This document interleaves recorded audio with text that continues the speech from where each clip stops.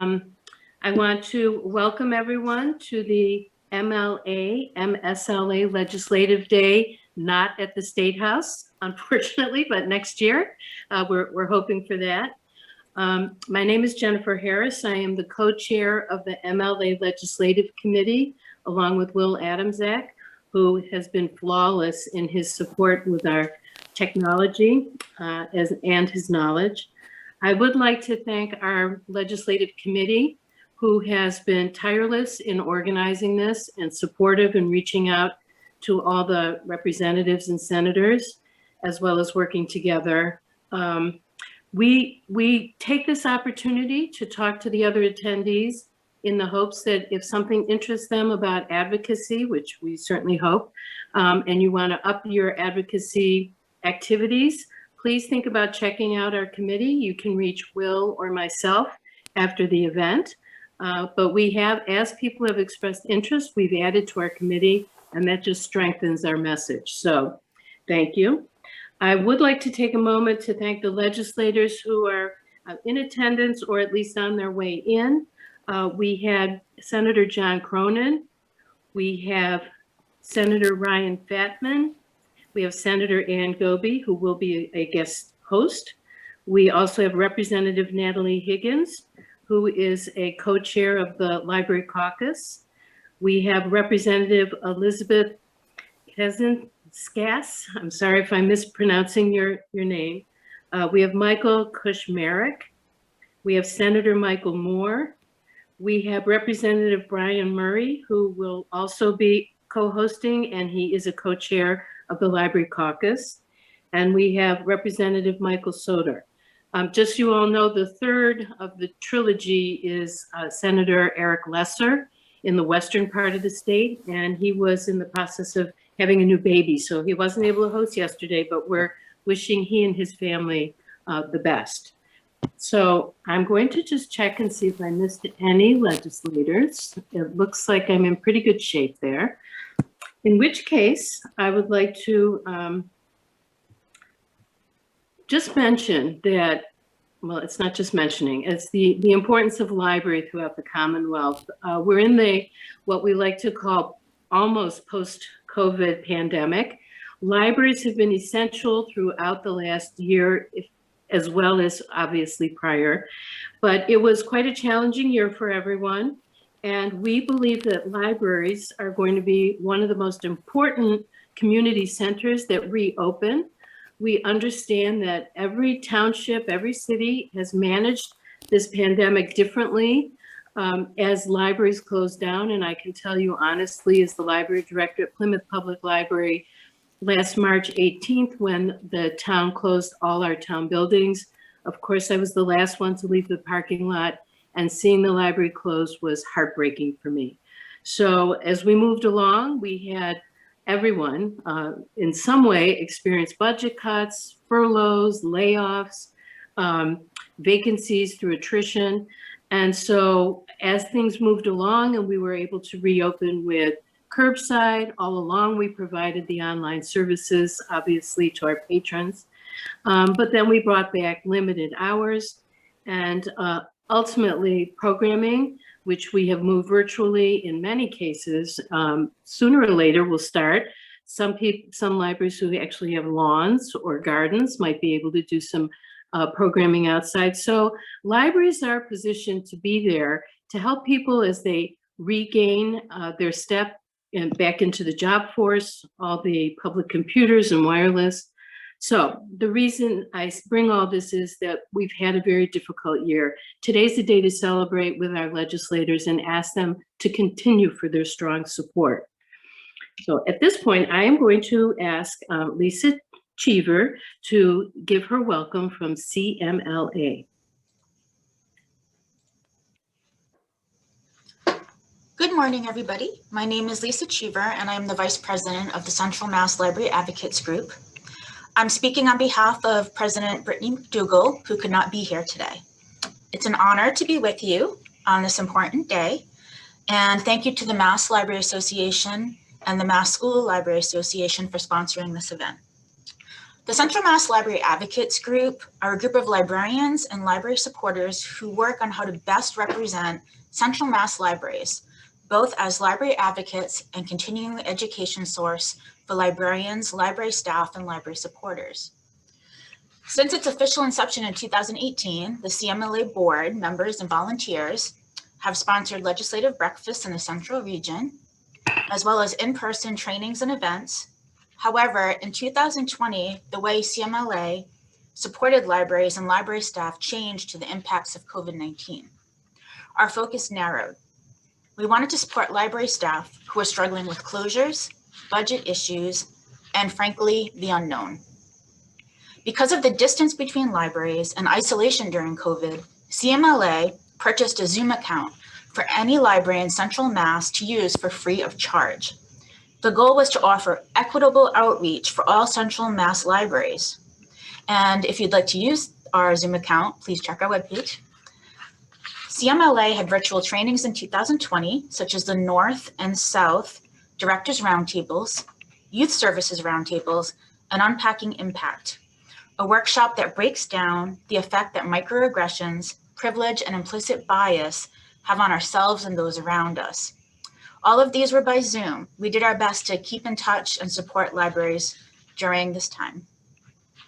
CMLA also coordinated the purchase of 2 programs through BrainFuse, Help Now and Job Now, specifically for smaller libraries. By coordinating these purchases, smaller libraries were able to bypass the minimum fees based on their population size. And for libraries with small operating budgets, this goes a long way.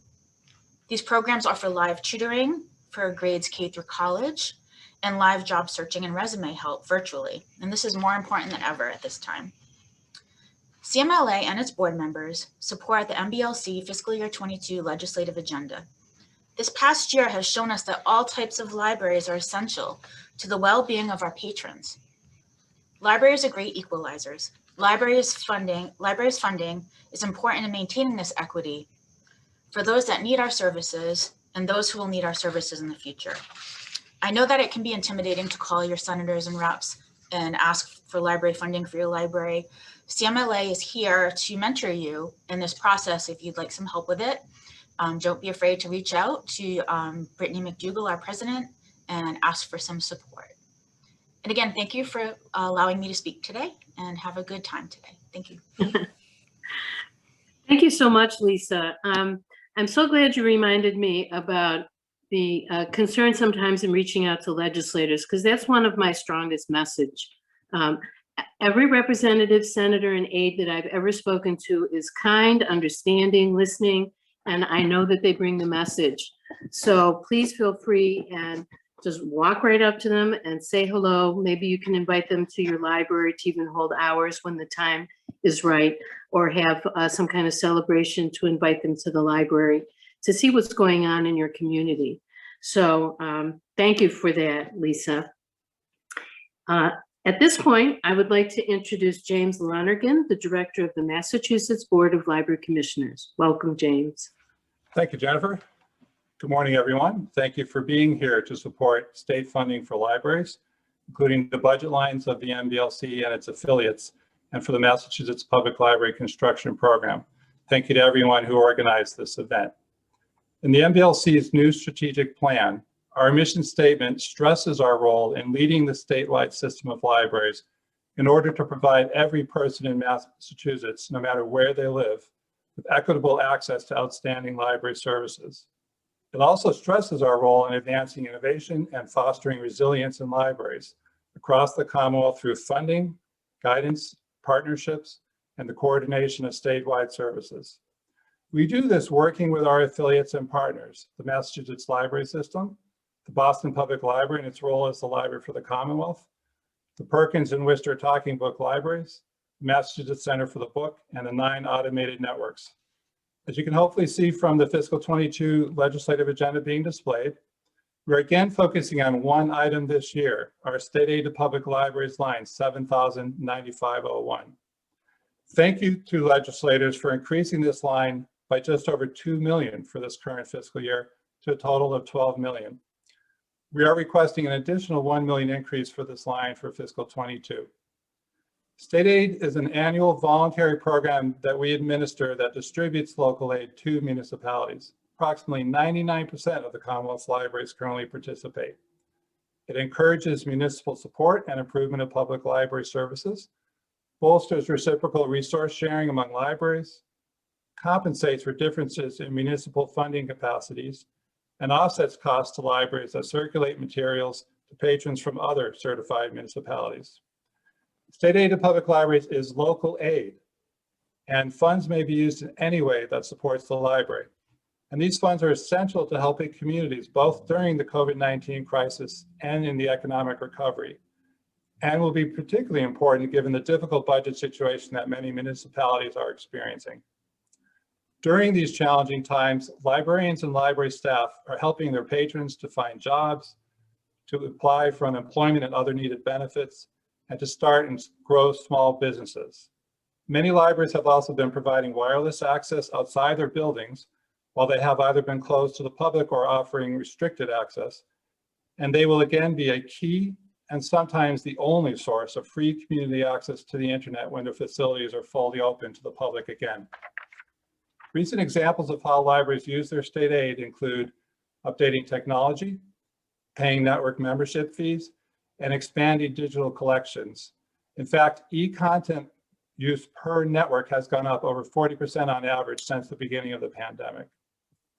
Libraries that are state aid certified also have access to reciprocal borrowing of over 59 million items from other libraries, to the MBLC library construction grants, Federal Library Services and Technology Act grants that are funded by the Institute of Museum and Library Services, and to the MBLC's Small Libraries and Networks program, which provides libraries that serve communities, populations under 10,000 with funding to support their network memberships. Our agency's legislative agenda webpage is currently featured on our homepage at mblc.state.ma.us, and it includes links to our fiscal 22 legislative agenda, which is available at mblclegislativeagenda, all one word, mblclegislativeagenda.com.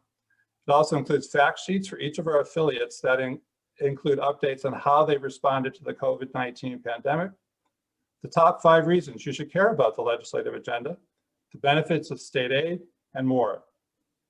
We're requesting 3% increases for most of our other lines. However, a larger increase for the Massachusetts Center for the Book, $7,095.08, which had been level funded from fiscal 2016 through fiscal 2020, and just received a much needed increase of $25,000 for this current fiscal year. On the capital side, thank you to the governor and our legislators for supporting a new bond authorization of $115 million for the Massachusetts Public Library Construction Program, which was approved last August. The new bond will fund the 17 projects on our wait list. We will seek funding to support our next construction grant round, for which over 40 municipalities have expressed strong interest in applying in the future. Please tell your legislators your stories about how funding for the MBLC and its affiliates impacts your library users and your communities. Thank you very much. Thank you, James. Again, I would like to stress that this is the first year where there are no printed packets. In the past, when we would be at Legislative Day at the State House, we would have our introductory conversations, how to go talk to your representatives and senators, and we'd hand out packets and send you off running into the different areas of the State House. So we aren't doing that this year, and I just have to give a kudos for how fabulous the website is, and it is a great tool to use when you're preparing to have any conversations moving forward. Additionally, I know, Greg, you're waiting to speak any second, but I wanted to take a moment to thank some of the aides who are also attending. We have Isabella Alera is a Representative Higgins aide. We have Ann Darrow is an aide to Representative Kane. And we have Eric Eisner. At the moment, I can't put my finger on which aide, but I wanted to make sure he was recognized. Feel free to put it in the chat. But it's important to remember that speaking to aides is almost the same as speaking to the representatives and senators. So remember that, they're fabulous. So I will take a breath here. And now it's time to introduce our guest speaker for MSLA, Greg Pronovitz. Good morning, everyone. Can you hear me okay? Yes. Okay, thanks. Um, I wanted to say that the Mass School Library Association is proud to be a long-term co-sponsor of Library Legislative Day, and to repeat Jennifer's thank you to all the aides and elected officials who joined us today. Thank you very much for your support. Our association is the Massachusetts Professional Association for School Library Teachers. School library teachers perform work both as librarians and as certified teachers.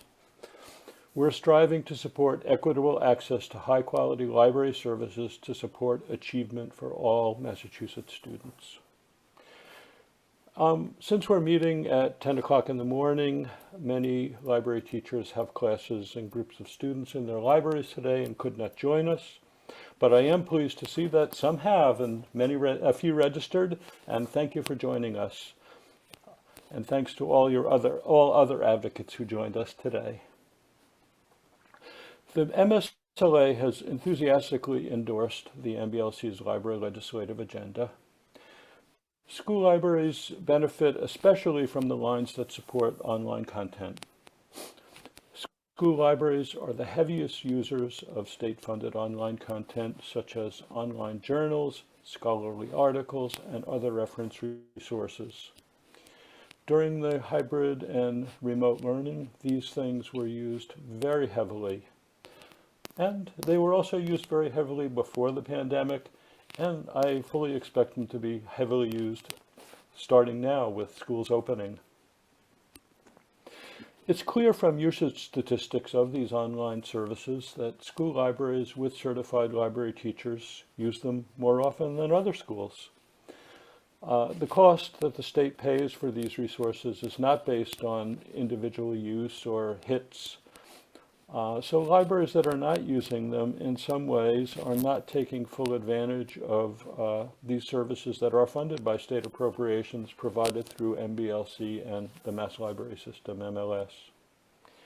And this use pattern is also indicative of the overall inequities in school library services in Massachusetts. A couple of years ago, the Special Commission to Study School Library Services, the Legislative Commission, pointed out a number of glaring inequities. The MSLA has been asking for implementation of this Special Commission's recommendations for 2 years now. And now that the pandemic is winding down enough to open schools for in-person learning, it's time to get back to that and look to implement these recommendations. And I wanted to talk about the School Library Association's top priority at this point. It's not so much a funding issue, it's an equity issue. And we're asking for a comprehensive census of school library services and resources in every public school. And we'd like this data to be collected annually by the Department of Elementary and Secondary Education, DESE, so that we can understand which libraries have a physical library, what the staffing is, what the staff certification is, what collections they have, and how much they're investing in this. Many schools invest in library services, and without a full census, we don't know what the benefits, we can't measure the effect of school libraries without having good data on it. So this census is really important. And this is a necessary first step in addressing the inequities pointed out by the Special Commission. We need to identify schools where improvement is needed before they can be addressed properly. And we ask for your support at the legislature. And I thank you for having us today. Thank you, Greg. There have been a couple postings on the chat, which includes the MBLC website, as well as a confirmation. Erica Eisner is aide to Representative Soter. I did have that information. I just couldn't read my handwriting, so my apologies. We will go ahead and move on now and introduce and welcome Representative Brian Murray, co-chair of the Library Caucus. Jennifer, thank you. Can you hear me okay? Yes, I can. Thank you, Brian. Okay, you know, when we start these things, that's the first part of our talk. Can you hear me? Yeah. We're all trying to figure that out. Thank you very much, and welcome to all of the Central Mass Library staff, trustees, friends, and advocates of libraries who are here today for the second annual virtual Library Legislative Day. And hopefully it'll be the last one, and next year we can, be back at the State House and meet in person. I would like to take this opportunity to thank my co-chair of the House Legislative Library Caucus, and that's Representative Natalie Higgins from Leominster. Rep. Higgins is a very dedicated and strong legislator, and we're very fortunate to have her as an advocate for libraries in the House. I've had a chance to work with her now throughout my term. We came in together, and she's very, very strong, and we're very, very fortunate to have her. I'd also like to give a shout out to the Senate chair, as you had mentioned, Eric Lessa, who also is very, very supportive of libraries, as well as recognize Senator Goby and all of our other legislative colleagues who are here today to help support libraries. As you had mentioned earlier, this past year has been a tremendous challenge for local libraries, not only to just maintain staff, maintain services, to simply stay open. When we think back a year, that was really the first time that the term PPE was introduced to me, and that became such a strong and necessary component, not only for libraries but really for all buildings. And as you kind of think back how this year has gone, yes, there have been challenges. But if we look at some positives, I think libraries in particular have been very creative in figuring out new ways to continue to serve the public. No question, there's been an increase in the virtual presence of all libraries. Locally, my Taft Library in Mendon, I think, has been very creative with their Take and Make program, where they'll have staff put together materials, coordinate it with a video program later, either for young people or adults. And that's worked very, very well. My own hometown of Milford, which is a much larger library, they've done similar type programming, and also continue to keep the senior tax help that is so important to our community, as well as increased donations to our local food pantry, which has been, a tremendous resource, much needed in the community. So really trying to find ways to adapt and serve the public throughout these times that have been so challenging. My Bancroft Library in Hopedale, I think, has been also very creative. They're circulating surveys to try to get feedback on what the community needs and how they can improve their services. And I think for any library out there that is doing that kind of work, I would encourage them to take that to another step.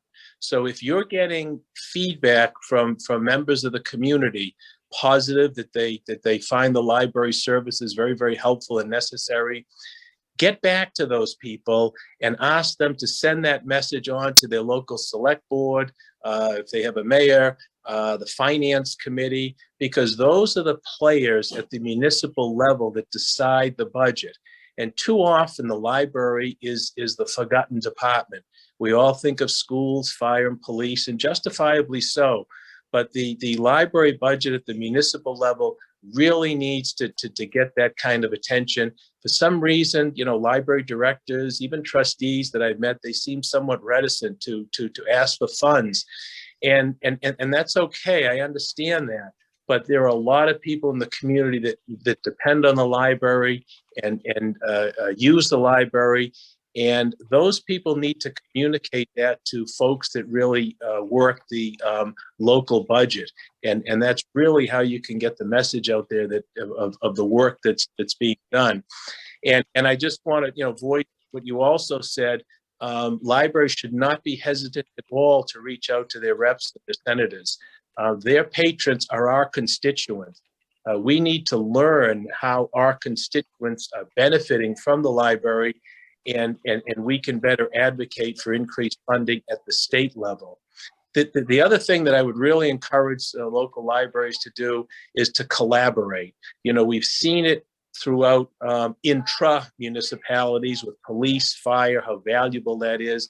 And collaboration, I think, is happening to a degree locally within the community with your senior centers and your schools, but there's really more opportunities. I would stress every library to reach out to their local CFCE, the Coordinated Family Community Engagement prong in their communities.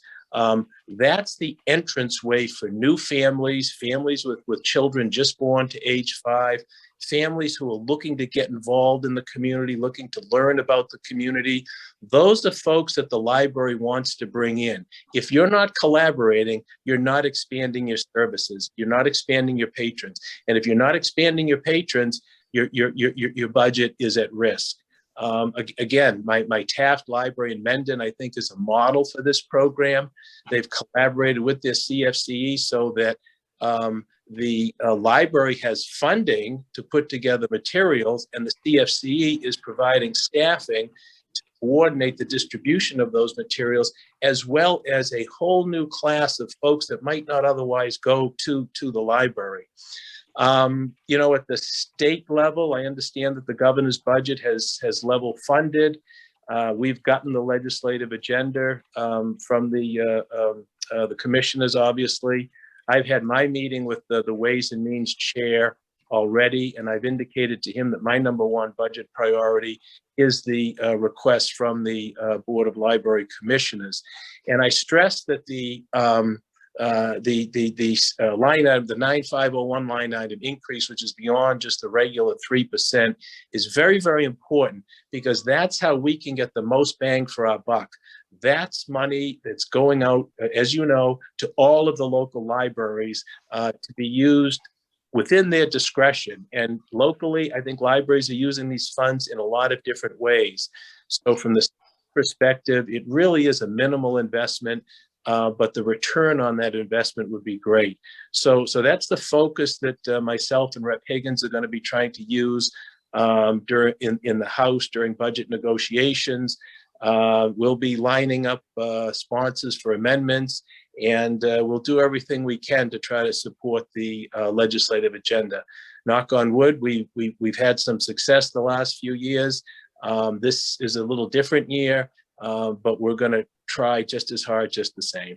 So I want to thank you again for having me and having the creativity, another virtual legislative day, and hopefully we can all move together to make our libraries even better. Oh, thank you so much, Representative Brian Murray. I want to take a moment to just let everyone know that Susan Templeton, aide to Senator Cronin, will also be joining us. And I bring this up because this is a way for the individuals attending to reach out afterwards and thank them for their attention. So I think we've made you wait long enough, Senator Goby, if you would be so kind as to address this austere group. Well, thank you. Brian, you did a great job. You said it all. He made it very easy for me. He did it very nice. I first have to say thank you. I got some great swag in the mail. Thank you, Becky. Becky Plimpton. She did a nice job. And I'm assuming now she sent a payday candy bar. So I'm guessing this has to go with 9501. And you know, and Brian, I think, you know, one of the things he mentioned about that, I think is so I think is a good tack to take this year specifically, where putting more emphasis specifically on that one line item. I understand that there are other line items that are important, but I think if you can get the entire legislature kind of speaking with one voice on that, you're going to have a very good chance of making sure that the numbers in that line item go up. So I think that that's really smart. What you're doing is to really kind of focus specifically on that one line item. I had a question before I went on a little bit on the on that commission that talked about doing a census for the school libraries. Has there now been a bill filed to do something with that afterward, or is it now just up to everybody individually to try to advocate? I'm just trying to understand the best way to go about that. Thank you for asking. We are having the MSLA members, some of them are contacting their local legislators to see if we can find someone to submit a bill. No bill has been submitted. If you're interested, we'd love to find a local constituent for you to help you do that. I would be very happy to do that, and I'm not, and not that Brian doesn't need something else on his plate, but I would just suggest that that's probably the best way to go about it. You know, to have a bill filed and to work around that. So I can punch in my information in here afterward, Gregory, No, but you no should. need. I know how to find you. Okay, so yeah, why don't you do that, and we can talk offline, but that makes a lot of sense to do it that way. Well, thank you Okay. so much. Yeah, I'll be thank in you. touch. Okay, thanks. The one thing that I think that that when I think about libraries, my mother, like a lot of mothers, right, saved a lot of things that were important to us when we were kids. You know what she saved was my first library card. I don't know if you can see that. But as I look at it, I was 1826. Now I'm in Spencer, so it's the Richard Sugden Library, but it also said it expired in 1968. So you get an idea how old I am. But that was my first but but that says a lot. Right. That was important enough for my mother to make sure my mom and dad to put aside, to save, and that when I became an adult, that it was something, she had like a little packet of things that she felt was important to give to me, and that was one. And that made a big impression. And when we were younger, my dad, I was one of 6 kids. My mother was a stay-at-home mother. My dad had a very small little 2-bay garage gas station that he ran. So we didn't take like any vacations when we were young because he worked 7 days a week, as did my mother. And so, the vacations for us a lot of times when I was very young was going to the library. And I've said this before, because you could go into the library, I could grab a book, and it really helped. I love to travel. But, we didn't travel a lot then, but I could grab a book and read about, the ancient ruins in Italy and Greece, and I could be there in my mind. And at that time, if you remember, a lot of the libraries too had the old phonographs. And so you could take out a record and I could listen to an opera. I wasn't going to an opera when a kid from Spencer, we're not going to an opera, but I could when I went to my library. And I think that that's one of the important things that the world, it opens up for kids especially, and they don't forget it. And as adults, and we have to kind of remember that too, how important the library was to us younger, and how important it is as we're growing up. And I agree totally with what Brian had said as well, to really advocate as well on the local level, because we know that there's a good amount of CARES funding that's finding its way into local communities. And there's and I understand there's going to be a lot of asks in the local communities what to do with those funds. But again, it's a good opportunity for libraries now. I think this is probably one of the better opportunities in this cycle for funding. And so, I'm happy to do what I can for that. And I appreciate all that you do. I want to say a special thanks to, I have 28 towns in my Senate district, and there's a lot of things that aren't the same, but one thing that is that we have very vibrant libraries in every one of those communities. And it's one area that everybody loves. I never hear anyone say to me, "Oh, I hate my library." Nobody says that. They may say they're not crazy about the school, or they're not crazy about something else in the town, but they love their library. And we need to kind of feed off of that, of what people have, and make sure that they continue to make sure that that's known to others as well. So thanks for having me. I appreciate all you do. Thank you. Thank you so much, Senator Goby. Nice to meet you this way, and I hope to get to meet you in person the next time around. So at this point, it's time for the Mass Board of Library Commissioners to make their call to action. Before I turn it over to Mary Ann Klugish, I do want to thank both Jan Resnick and both Commissioners Jan Resnick and Les Ball for attending and being as supportive as they are to us. So Mary Ann, please take the stage. Thank you, Jennifer. And a special thank you to all the legislators who are here today. We really do appreciate it. Representative Murray and Senator Goby, wow, I'm so glad you're in the legislature. And thanks for the great advice today. James Lonergan went through the legislative agenda, and there's lots more information available on the website, but now it's up to you. Don't let this session be the end of it. Attending today is just the beginning. If you haven't been in touch with your legislators yet, your advocacy should begin now. A few years ago, my state rep told me, if I don't hear from you, I have to figure everything is okay. Think about what that means. There are thousands of competing demands. What message are you passively sending your legislators if you don't contact them?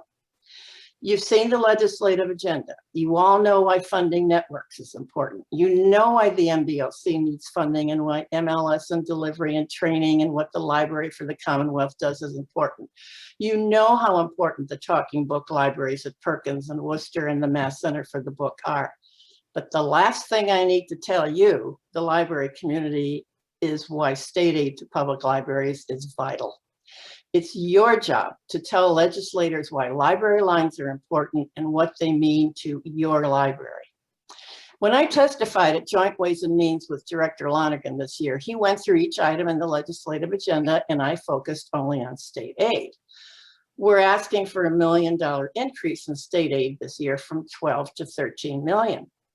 One of the things I said at Ways and Means was that local libraries will need more state aid to public libraries funding this year than ever before. When I was through, legislators asked us, how will libraries use that state aid money? So if you're a director, a trustee, it's up to you to tell legislators how your library will use state aid. Tell them why you need it. To pay for your network membership, new electronic resources, mobile Wi-Fi hotspots, fundraising, post-COVID related changes, any legitimate library need, and legislators would like to know. Legislators need talking points from you to use to advocate with other legislators. And tell them why you want them to make state aid line 7000-9501 a priority. Each year, your state reps can tell House Ways and Means what their top 3 priorities are. Over the years, I've come to the conclusion that asking someone to just support libraries is like asking them if they support apple pie, motherhood, or puppies. You have to ask legislators to make library funding a priority and ask them to tell that to Ways and Means. Don't forget that the total of all the 7 line items in the legislative agenda is no more than 0.07% of the state budget. Not even 0.1%, 0.07%. So how do you get a legislator's attention for 0.07% of the state budget? Well, there's only one way, by a lot of people being squeaky wheels that get the oil. It's a numbers game.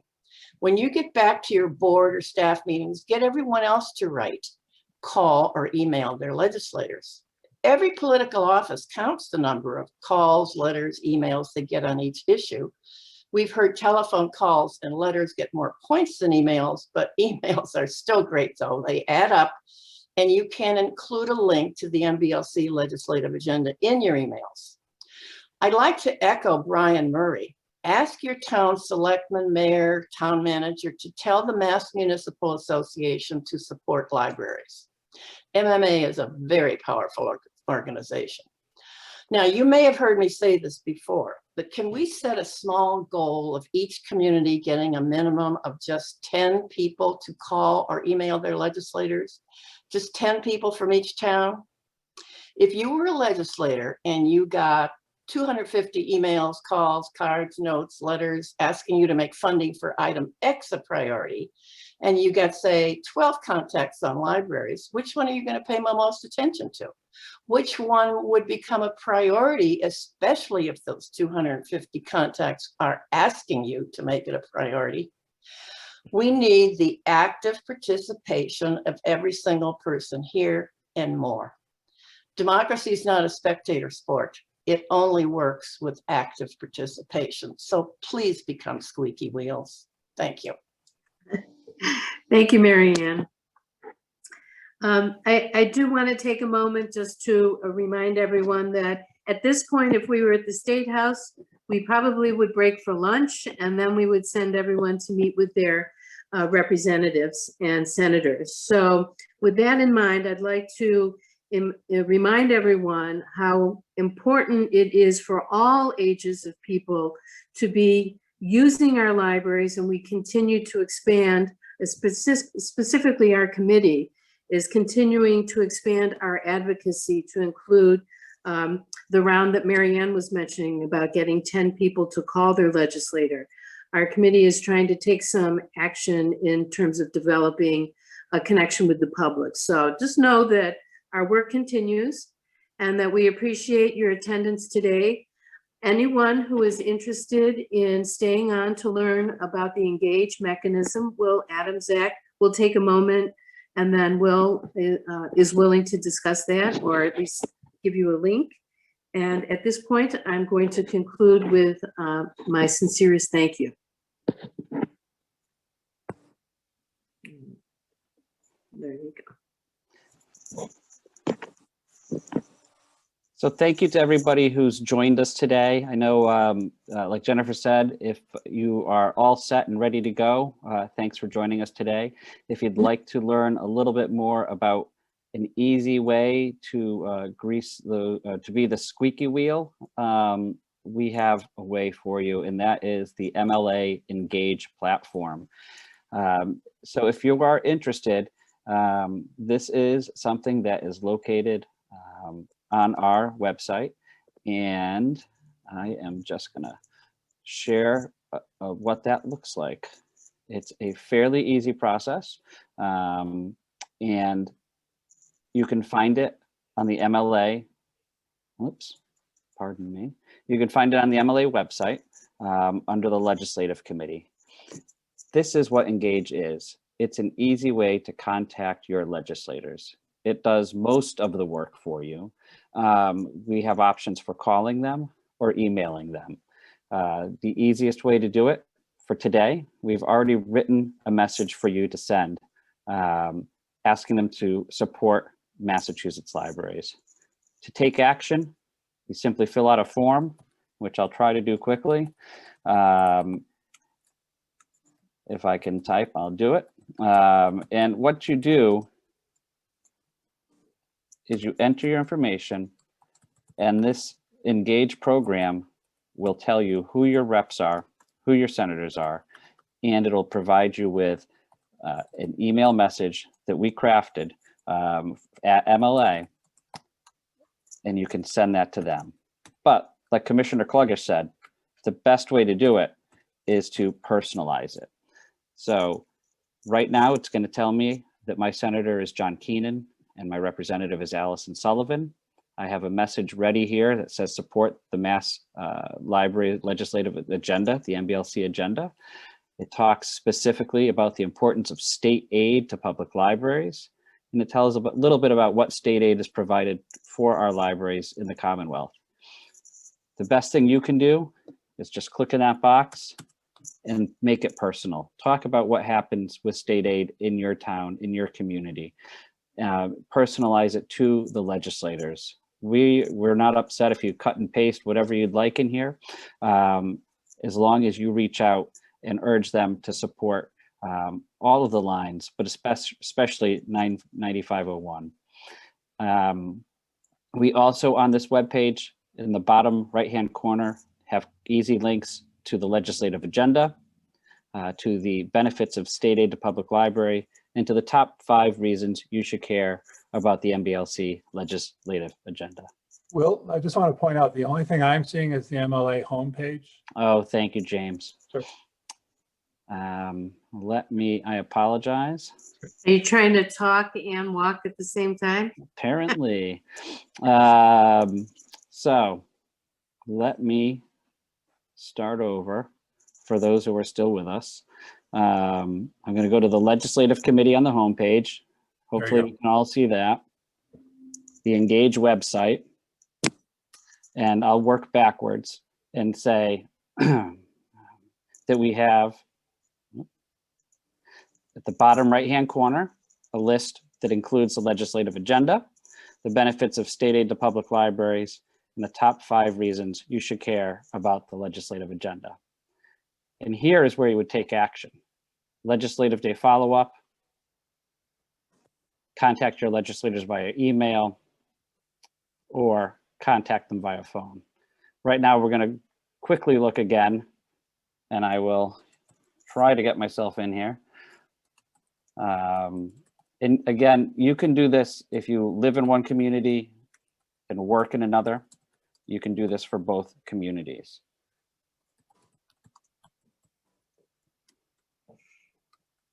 And Oh God, now we know where you live. I know, so you can, I'll give you my phone number too. Oh, good. There we go. And like I was saying before, we have identified my legislators, and we have a pre-written message for you. This is where you would click in and say how state aid has affected Abington, where I live, and put a personal message to your legislators. And at the end, you just submit and it automatically sends it off. But like Commissioner Kluggish said, a great way to do this is to contact via phone. You put your information in, it'll pop up with your legislators and the best way to contact them via phone.